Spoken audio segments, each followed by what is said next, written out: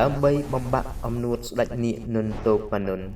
ព្រះមហាមោគលានក៏បានក្រឡាខ្លួនជាស្ដេចគ្រុឌតាមប្រហារស្ដេចនាគនន្ទោបនន្ទរង្គើព្រឹទ្ធពីសូមជូនរឿងព្រះមហាមោគលានចាញ់ស្ដេចនាគនន្ទោបនន្ទ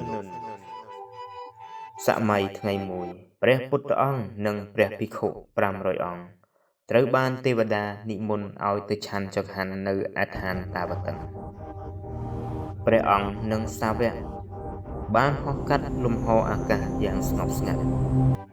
ផ្លែឈើទាំងអស់នេះពិតជាមានរសជាតិផ្អែមឆ្ងាញ់មែនយីហេតុអ្វីក៏ងងឹតម្លេះតើមានរឿងអ្វីកើតឡើងចង្រៃយោពិតជារំខានមែនហឹសពួកសាមណៈថ្លើមធំហ៊ានហោះរំលងវិមានរបស់ស្ដេចនាគយើងផង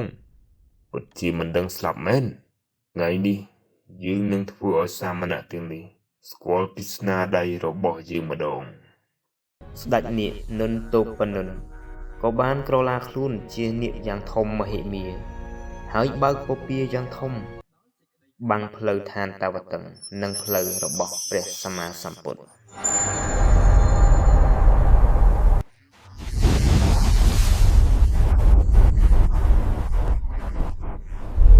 ភាពងងឹតបានគ្របដណ្ដប់ពេញផ្ទៃអាកាសធ្វើឲ្យព្រះសង្ឃមើលអ្វីលែងឃើញព្រះអានន្ទមានសេចក្តីសង្ស័យក៏ទូលសួរព្រះបរមគ្រូបព្វិតព្រះអង្គហេតុអ្វីបានជាមេឃងងឹតយ៉ាងនេះសូមព្រះអង្គប្រាប់ទូលព្រះបង្គំមកគុំបារម្ភអីអានន្ទមនាលភិក្ខុទាំងឡាយគុំអន្តេសាអីស្ដេចនាគនន្ទោបនន្ទនេះមានឫទ្ធិអានុភាពខ្លាំងក្លាណាស់នេះគឺដោយសារតែស្ដេចនាគខឹងនឹងពួកយើង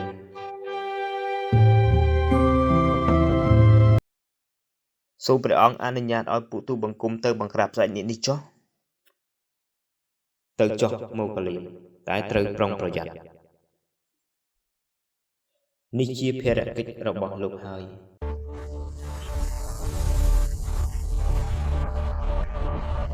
ព្រះមហាមោគលានបានប្រែក្រឡាជាសត្វនាគយ៉ាងធំជាងសត្វនាគនន្ទោបនន្ទទៅទៀត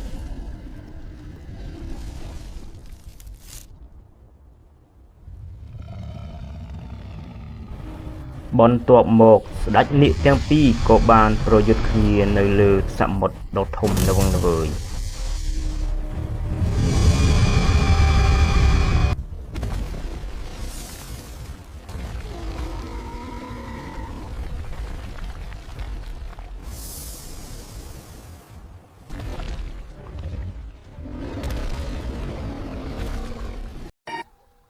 ស្ដេចនាគនន្ទោបនន្ទបានព្រោះផ្សែងពឹសយ៉ាងសាហាវឃោរឃៅព្រះមហាមោគលានក៏បានតបតវិញដោយខ្យល់ត្រជាក់ផ្សែងពុលមិនបានផលនាគនន្ទោបនន្ទក៏បានពុះភ្លើងយ៉ាងសន្ធោសន្ធៅម្ដងទៀតចំណែកព្រះមហាមោគលានបានផ្លុំខ្យល់យ៉ាងខ្លាំងធ្វើឲ្យភ្លើងនោះឆេះត្រឡប់ទៅរកនាគនន្ទោបនន្ទវិញអូយក្តៅណាស់ក្តៅខ្លាំងណាស់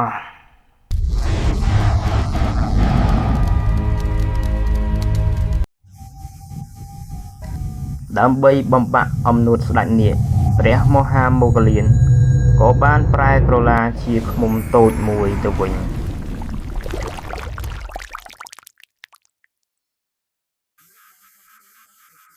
លោកបានហើរចូលទៅក្នុងត្រចៀកខាងឆ្វេងហើយហោះចេញតាមត្រចៀកខាងស្ដាំបន្ទាប់មកក៏បានហើរចូលទៅក្នុងពោះរបស់ស្ដេចនាគនន្ទោបនន្ទអូយឈឺពោះខ្លាំងណាស់តើលោកធ្វើអ្វីនៅក្នុងនេះ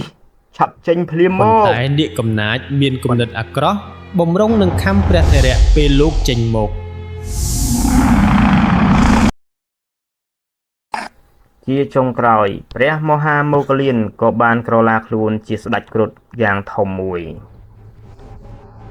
ស្ដេចគ្រុឌប្រយុទ្ធនឹងស្ដេចនាគ នៅកណ្ដាលសមុទ្រដ៏ធំល្វឹងល្វើយស្ដេចសត្វទាំងពីរបានហើរទៅមកនៅលើអាកាសដ៏ធំល្វឹងល្វើយរង្គើផ្អើលអស់ឋានទេវតា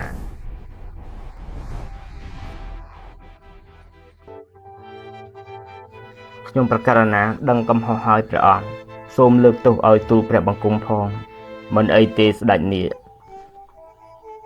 ព្រះអង្គស្ដេចនាគបានដឹងកំហុសហើយសូមលើកលែងទោសឲ្យស្ដេចនាគនេះផងចុះមិនអីទេស្ដេចនាគនិន្ទោភនុនការសាងអំពើល្អនិងមិនបៀតបៀនអ្នកដទៃគឺជាមង្គលដ៏ប្រសើរ